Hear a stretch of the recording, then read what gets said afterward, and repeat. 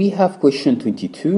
The question said, an oil tank with diameter 20 meters is to be built on a site where the soil profile consists of what? 4 meters of dense gravel overlaying 3 meters of clay. Okay. Overlaying what? Rigid, impermeable rock.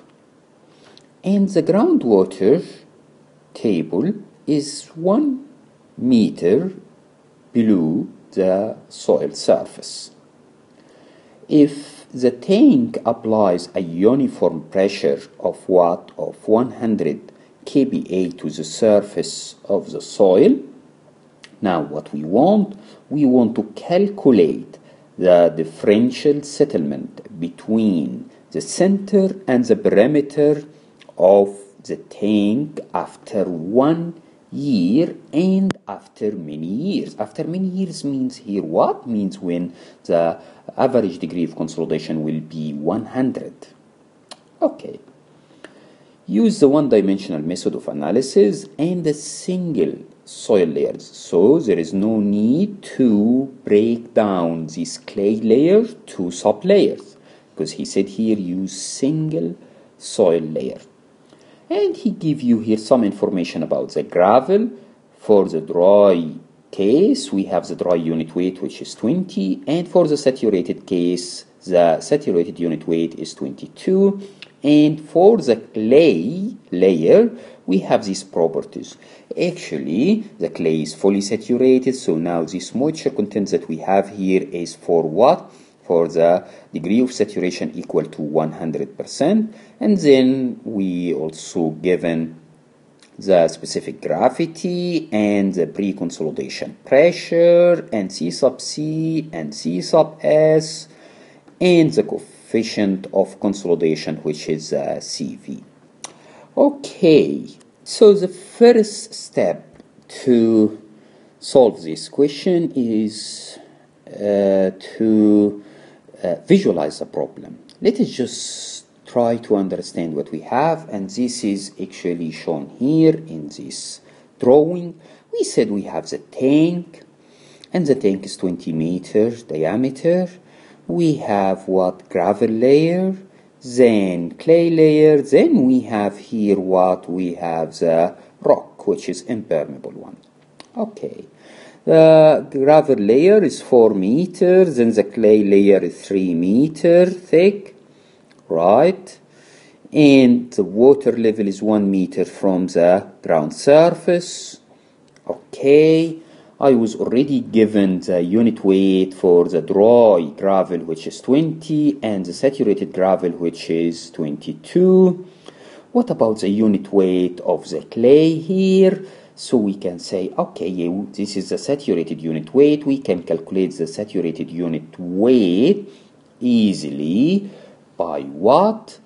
By going to the formula sheet. And in the formula sheet, since our degree of saturation here is 100%, okay, and we know already what is the water content. It was given. GS is already given, so we can get E.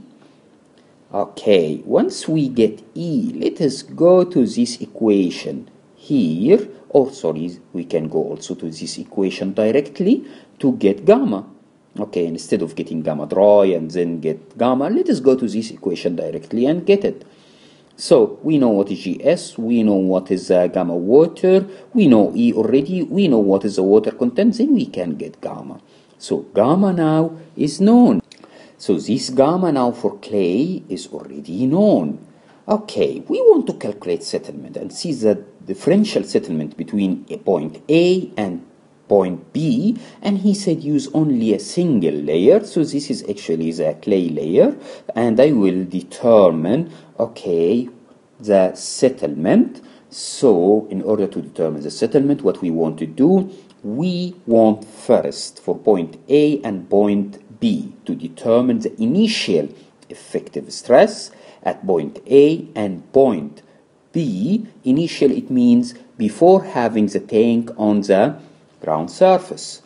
And then we are going to get the change in the effective stress due to having this tank. So if we want to calculate the initial effective stress at point A and point B, which is definitely should be the same, what we are going to do, we are going to calculate first the total, then subtract the pool water pressure. I think this is very simple step. I mean, if we calculate the total at point A, we can say 1 meters times 20, then we have 3 meters times 22, then we have what? We have 1.5 meters times what? Times the unit weight of this clay. Then this is the total stress at point A. Then to find the pool water pressure, it will be what? It will be 1.5 here, which is the head of water above point A.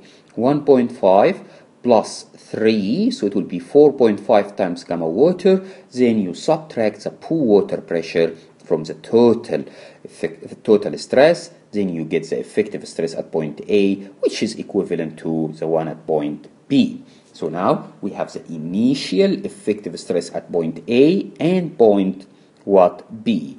We need now to get the change, and this is now circular tank.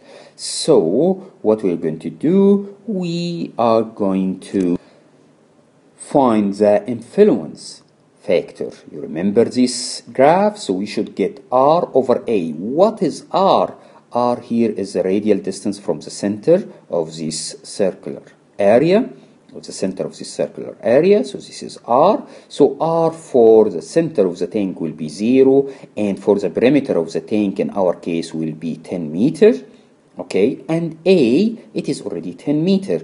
What we want to know more, we want to know Z over A. What is Z? Z is here, is the depth, as you can see, from the ground surface to the center of the clay layer, because we are not dividing this clay layer.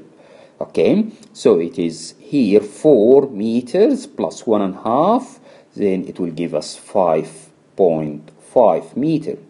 Okay, so we know now what is Z over A, and we should get the influence factor for what? For the center and the perimeter. Once we get the influence factor, as you can see here from this equation, you multiply the influence factor by the Q, and you get the increase in the stresses due to the surface load at the center of the tank at this depth, which is Z, which is 5.5 meters, and at the perimeter. Okay, so now we know what is the increase in the stresses due to the surface load at point A and at point B, which is at depth, what, 5.5 from the ground surface. So now we can easily, at the third step, we can calculate what? We can calculate the final effective stress at A, which is different from what the final effective stress at B. Okay, so we have the initial and we have the final. Then we go to this equation here. This equation will help us to determine what? The settlement. Okay, at point A and point B. And we should be careful in choosing, okay, our compression index that we're going to use, which is C sub S or C sub C, and we know what we are going to do here with these stresses, okay, because it is already given the pre-consolidation pressure. So if the pre-consolidation pressure is given, let us see for point A or point B where we are. What I mean by this is, let us say this is a consolidation curve like that. We have the pre-consolidation pressure here. Let us see where we are. I mean the initial and the final. And depend where we are, we can say, yeah, we want part here on the swelling curve and part here on the compression curve or normal compression curve, or maybe if the initial and the final are in the swelling line, so we are going to use only the first part of the equation, or if the initial and final was already on the normal compression line, so we are going to use only the last part of the equation. I think we have explained these things several times, so you should be able to use this equation to calculate the settlement at point A and at point B, and the difference at point A and point B will be different. Why? Because actually the final effective stress at point A and point B is different, because the effect of the surface loading, which is a tank, on the point A and point B is different, because at the center we are going to have different influence factor from the point on the perimeter. Okay, now what happens? We already got what? We already got the settlement, which is after many years. But he also asked me to determine settlement after 1 year, or the difference between point A and point B after 1 year. Okay, we're still here. We can use this equation now. CV is given. Time is 1 year. What about D here? It is one-way drainage, and we have 3 meters, which is the thickness of clay. So I can get what is the time factor easily from here. Then I will go here with the time factors that I just calculated and find what is the degree of consolidation that I have. Okay, so I might get degree of consolidation 50%, 60%, or whatever. Okay, then I'll just multiply what I got here if it is maybe 60%. So I will have the settlement that I obtained before and just multiply this settlement by 0.6 and say this is the settlement after 1 year for point A and for point B, and then we can see the difference. Thank you very much.